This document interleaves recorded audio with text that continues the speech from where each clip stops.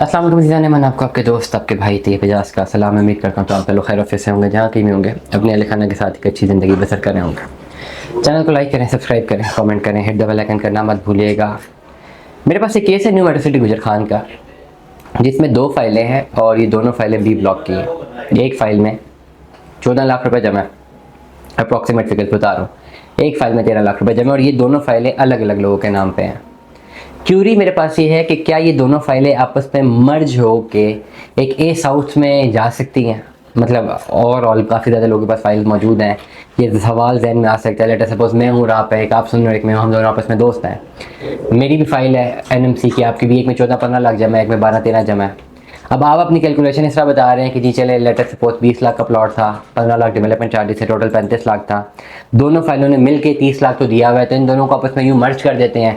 Actual value 30 lakh की submit हो जाएगी, 5 लाख और देंगे तो प्लॉट मिल जाएगा। क्या इसकी पॉसिबिलिटी है?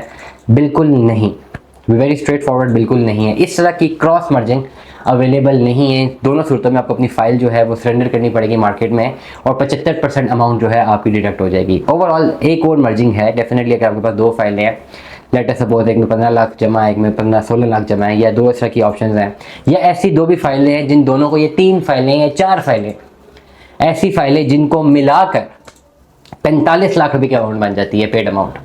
डिस्काउंट के बाद अपडेटेड अमाउंट नहीं, बल्कि जेब से जो पेड अमाउंट है, वो एक्चुअल जो पेड अमाउंट है वो 45 लाख रुपए तक की बन जाती है। तो वो सारी की सारी आप आपस में मर्ज करवा सकते हैं, लेकिन उस मर्जिंग के बाद आपको 32 लाख रुपया कैश और भी देना है। सारी फाइलें मर्ज करें 45 लाख रुपए के अमाउंट तक, उसके नीचे वाली अमाउंट है तो बाकी पैसे आपको कैश में दे रहे हैं। और मतलब ये कि 45 लाख रुपए तक की फाइलें, बड़ा क्लियरली समझा रहा हूँ, और बाकी 32 लाख कैश। 32 लाख कैश लाजिमुल मलूम है, वो तो देना ही देना है।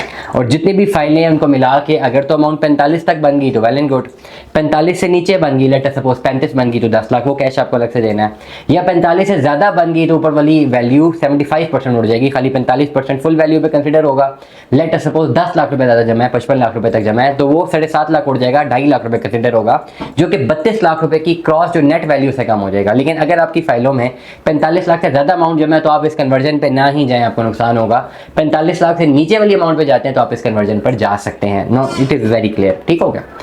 ओवरऑल अब बड़ा क्लियरली बता दूं कि 45 लाख रुपए तक अमाउंट आपने एडजस्ट की, अब 32 लाख आपने कैश देना है, और आप अर्ली बर्ड में एक 10 मरले का प्लॉट ले लें। अब एक ऑफर बड़ी अच्छी, बहुत मुख्तलिफ लोग ऐसे हैं जो कि ओवरसीज़ पाकिस्तानी हैं, जिनकी जो आपस में बाहर रहते हैं, बहुत सारे दोस्त हैं, मुख्तलिफ दोस्तों ने मिल के फाइलें ली हुई हैं, और वो फाइलों की इस पोजीशन पे हैं कि फाइलों में 35-35 लाख रुपए जमा करवाना था, वो 14-15 लाख रुपए जमा करवा के रुक गए हैं, ना आगे पैसे जमा करवाना चाहते हैं, क्योंकि फाइलें माइनस में अगर करवाएंगे तो वहाँ पे प्लॉट पता नहीं कब मिलेगा, ये सवाल निशान है। तो उन दोस्तों के लिए एक ऑफर बड़ी ज़बरदस्त था कि आप 2-3 दोस्त मिलकर अपनी फाइलें मर्ज करवा दें, जो 45 लाख रुपए तक की अमाउंट मर्ज होगी।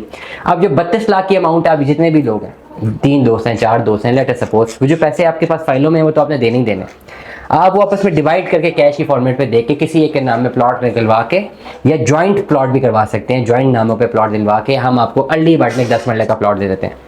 अब इसका फायदा यह होगा कि आपकी जेब से थोड़े थोड़े पैसे गए, लेकिन आपके पास एक टेंजेबल एसेट आ गया। फ्यूचर में जब आप प्लॉट बेचते हैं तो आप अपने परसेंटेज के लिहाज से अपने पैसे लिक्विफाई कर सकते हैं, लेकिन ये टोटल इन्वेस्टमेंट होगी, ये मिनिमम आपको मिनिमम 2 से 3 साल तक सस्टेन करना पड़ेगी। मिनिमम 2 से 3 साल तक की वैल्यू। अभी आपके पास जो ऑप्शन है, लेटर सपोज 3 दोस्त है, 15-15 लाख रुपए तीनों की फाइलों में जमा, 45 लाख, तीनों ने फाइलों का अगेंस्ट अब ओवरऑल 20-20 लाख रुपए और देना।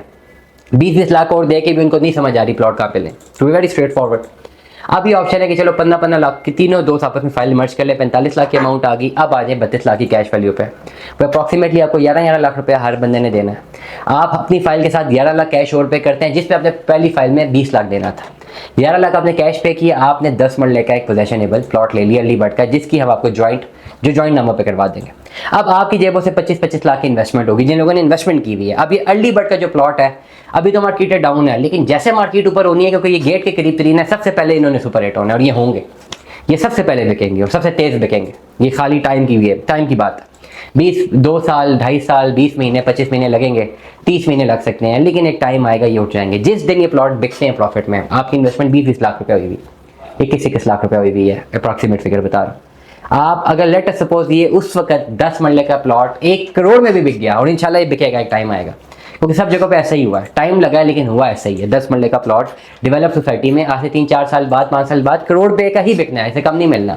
उस वक्त आप अपनी सारी वैल्यू जो कि आपने जमा कराई हुई है विद प्रॉफिट निकाल सकते हैं। मैं ये नहीं कहूँगा कि ये अभी करवाएं तो अगले महीने प्रॉफिट ले लें, ये झूठ है। 6 महीने में प्रॉफिट ले लें, झूठ है। साल में झूठ है। 2-3 साल के बाद मुझे प्रॉफिट नजर आ रहा है, डेफिनेटली तब बनता है प्रॉफिट। इतनी नीचे माइनस में मार्केटें नहीं जाएंगी। जितना बेड़ा गर्क रियल एस्टेट का होना था हो चुका हुआ है, बिल्कुल आखिरी टाइम पे परफॉर्म कर रही है। अब यहाँ से इसमें ऊपर ही जाने, इससे नीचे कोलैप्स करती है तो फिर तो खत्म हो गया सारा मामला। फिर तो सारी अशराफिया जमीन पे आ गई, घुटनों पे आ गई। अशराफिया ने घुटनों पे आ जाना है, मिडिल क्लास लोगों ने ऊपर चले जाना है। तो क्या ये सच मुल्क की अशराफिया को ये बात हजम होनी है? बिल्कुल भी नहीं होनी। तो ये टाइम है और बहुत लिमिटेड है। मैं बता रहा हूँ, एक टाइम आना है एकदम से रियल एस्टेट ने दोबारा ऊपर जाना है। फिर आप लोग बोलते रहेंगे यार प्लॉट ले लेते, उस वक्त आप प्लॉट नहीं ले सकेंगे। दुआ में याद रखिएगा, अपना बहुत सारा ख्याल रखिएगा। Stay tuned with us. अल्लाह हाफ़िज़।